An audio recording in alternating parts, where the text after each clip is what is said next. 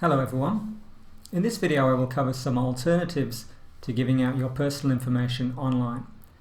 Now in practice this can be quite difficult because many platforms basically demand our details in exchange for an account or a service. So there's very little knowledge out there on how we can limit the amount of information that we share while still using these services. So today I'm going to provide my 3 strategies for doing just this, and I call them Alternative Facts, Secret Shopper, and Burner Emails. Alternative facts is a nice way to describe factually inaccurate information. And from a privacy standpoint, this is quite useful to us. So whenever you're asked to provide details like your date of birth, or your postcode, or maybe even your name, you can ask yourself whether that platform really needs that information, and whether you're comfortable sharing that information with them. So for example, if the platform is your bank or your school, then of course you need to be honest with them and share. But if the platform is a website for movie reviews, then perhaps they don't need that information. I find that it's easier to recall if I keep a set of alternate facts and just stick with them.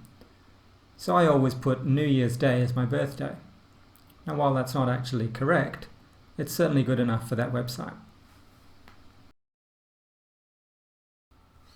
Most online stores will encourage you to create an account, but might still provide a guest checkout feature. If you're only making an occasional purchase, this is a great option as you won't have to provide so many details with that shop. If you compare it to the real world, you can walk into a shop and buy anything you like without providing any personal details. So why should you have to provide these details when purchasing online? Another thing to consider at this point is the payment method that you use. PayPal, for example, offers an additional level of buyer protection, and so do several credit cards. So you should look into the kind of support that you would receive from the financial organization. You should already have separate email addresses for your work and for your personal use. But what about those situations where you need to log in as a once-off? You might never need those details ever again. And this is where I like to use burner email addresses. I'll show you an example. As a privacy researcher, I'm interested in reading this report about data breaches. But when I go to download it, it's asking me for my personal details. This is quite ironic. If I follow my strategy of providing alternative facts, I can deal with the first and last name situation quite easily. But down here it also requires an email address so that it can send me a download link.